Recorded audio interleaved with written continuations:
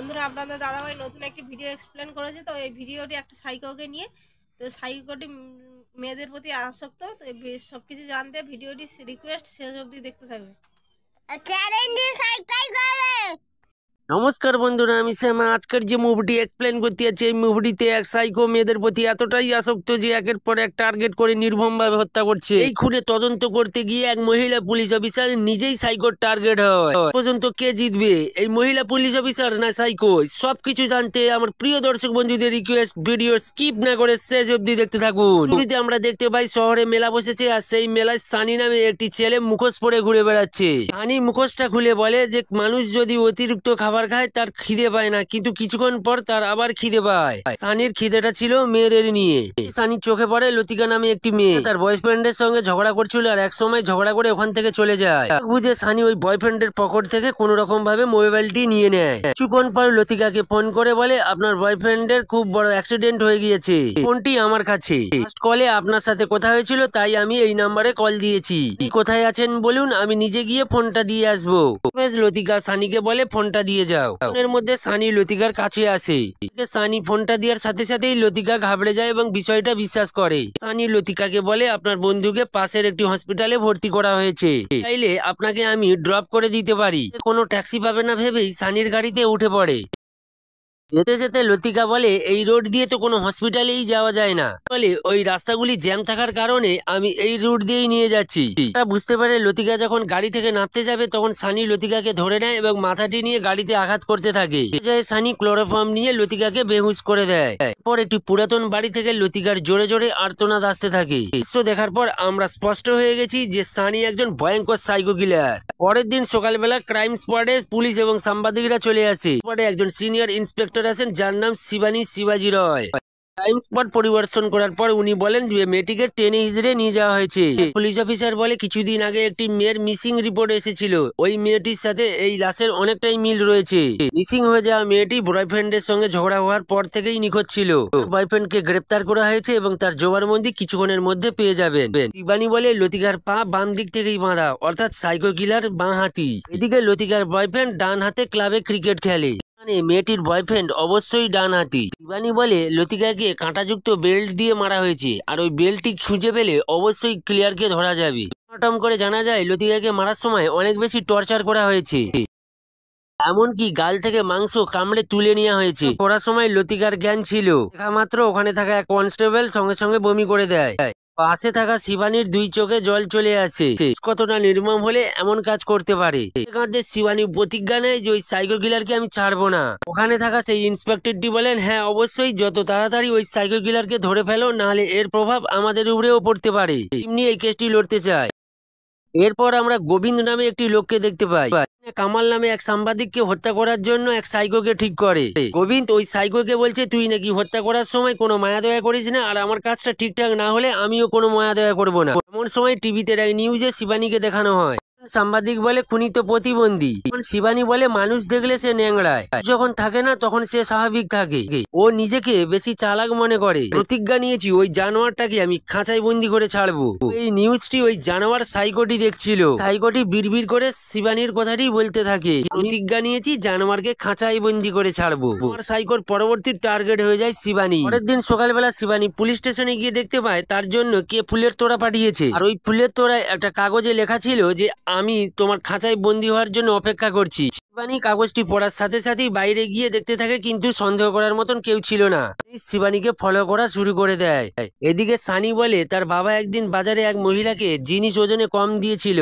জানতে পারায় সানির বাবা তার কাছে ক্ষমা চায়, কিন্তু তা সত্ত্বেও ওই মহিলাটি পুলিশ অফিসারকে কমপ্লেন করে। পরে ওই মহিলাকে সানি এমন শাস্তি দিয়েছিল যে তার বাবার দিকে কোনোদিনও চোখ তুলে তাকায়নি। সানির কথা হচ্ছে ওই মহিলা অফিসার শিবানীকে সাহায্য করতে চায়।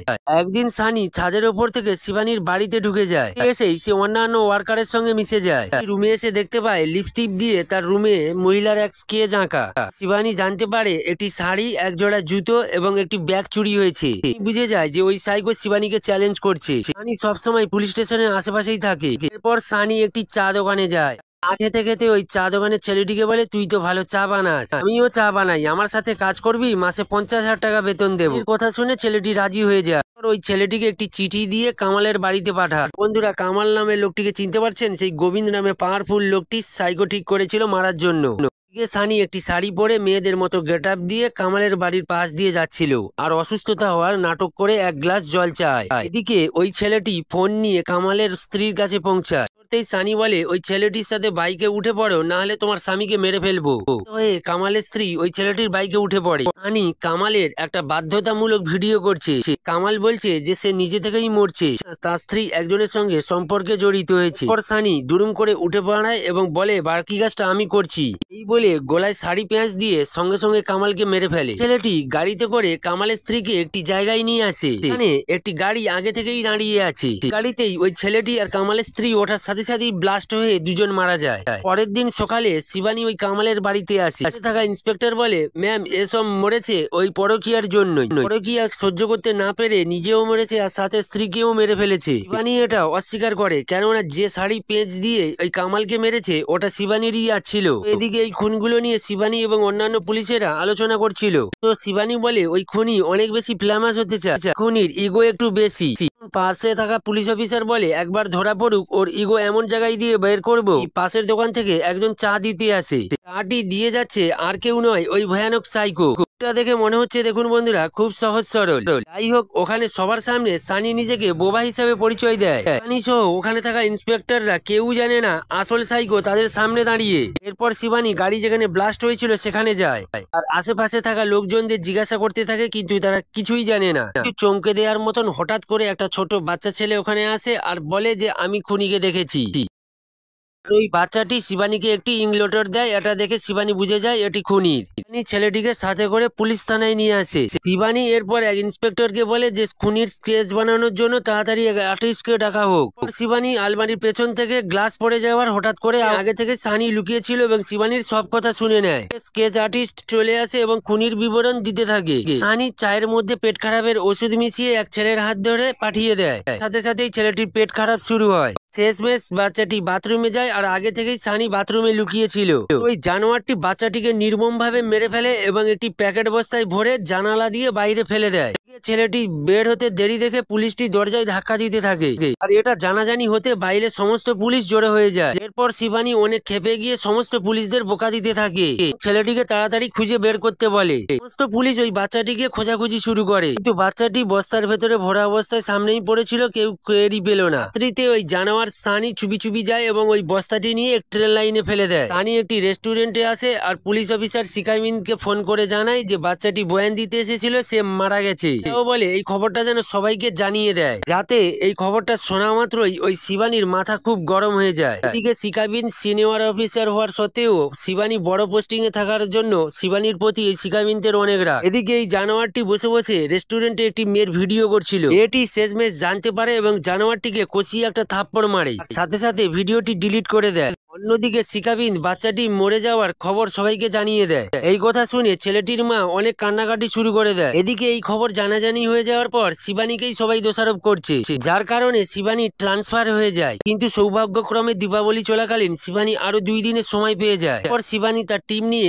আবার তৈরি হয়। শিবানী এক পুলিশ অফিসারকে জিজ্ঞাসা করে যে কামালকে মারা হয়ে গেল অথচ কেউ জানে না এটা কি করে হয়। ওই পুলিশ অফিসার শিবানীকে বলে যে ম্যাডাম আপনাকে এই কাজের জন্য হেল্প করতে পারে, যে কিনা এই শহরে অনেক দিন ধরে রয়েছে এবং অনেক এক্সপিরিয়েন্সও রয়েছে, যে কিনা শিকাবিন। সেই মতো শিবানী শিকাবিনদের কাছে যায়।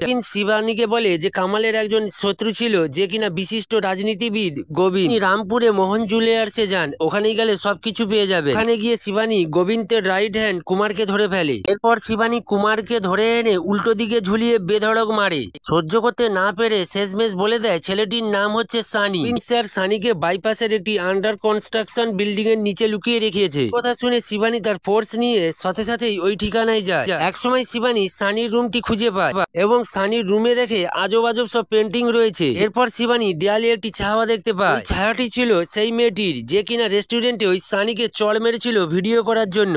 এদিকে গোবিন্দ মিশ্র ওই সানিকে ফোন করে বলে, ঠিক সময় খবরটা পেয়ে গেছি, তাই তুই বেঁচে গেলি, এখন তোকে অনেক সময় গা ঢাকা দিয়ে থাকতে হবে। এর পরের সিনে আমরা দেখতে পাই সানি নিজের মাথা নিজে ফাটিয়ে শিবানীর গাড়ির সামনে পড়ে। শিবানীকে বলে তাকে একটি ছেলে মেরে তার মাথা ফাটিয়ে দিয়েছে। এখানে সানিকে ওই শিবানী বলে, তুই কিছু মনে করিস না, আমি তোকে হসপিটালে নিয়ে যাচ্ছি। এই কথা মতো সানি ওই গাড়িতে উঠে বসে। চুপিসারে সানি তার আসল রূপ বের করে এবং চুপি চুপি বেল্টটি বের করে শিবানীকে যখন অ্যাটাক করতে যাবে তখন শিবানী আচমকাই সে বেল্টটি ধরে ফেলে আর বলে ফেলে, তোর নাম সানি, আমি তোর বেল্ট দেখেই আগেই চিনতে পেরেছি, বুঝলি। এই বলে সানির সঙ্গে শিবানীর একটা হাড্ডাহাড্ডি লড়াই শুরু হয়ে যায়। এই থামিয়ে সানিকে লাথি মেরে বাইরে ফেলে দেয় এবং বেধড়ক মারতে থাকে। আগের বসতে প্রাইভেট পার্টসে একটা সজোরে লাথি মারে। এর বসতে শিবানী বলে ফেলে যে মেয়েদের সঙ্গে খারাপ কাজ করতে তোর ভালো লাগে তাই না। এই জানোয়ারটা এদিকে আবার একটা নাটক করা শুরু করে। শিবানীকে বলে, ম্যাম আপনি আমাকে যত খুশি মারুন কিন্তু আমার পাগলামির একটা চিকিৎসা করুন। নেকামি কথা বলতে বলতে একটা পেরেক হাতে পায় এবং সেটা নিয়ে শিবানীর পায়ে বসিয়ে সানি ছুটতে ছুটতে ব্রিজের উপর থেকে জলে লাফিয়ে পড়ে। এদিকে শিবানী ও নিরুপায় ওই জানোয়ারটিকে ধরতে শেষমেশ ওই শিবানীও ব্রিজের উপর থেকে জলে লাফিয়ে পড়ে। বন্ধুরা, এই মুভিটি অতিরিক্ত বড় হয়ে যাওয়ার কারণে এখানেই সমাপ্তি করছি। আর এই পরবর্তী পার্ট দেখতে চাইলে অবশ্যই কমেন্ট করবেন আর ভালো লাগলে একটা লাইক দিয়ে দেবেন। পরবর্তী ভিডিও নিয়ে চলে আসবো বন্ধুরা। আজকের মতন টাটা বাই বাই, ভালো থাকবেন, সুস্থ থাকবেন।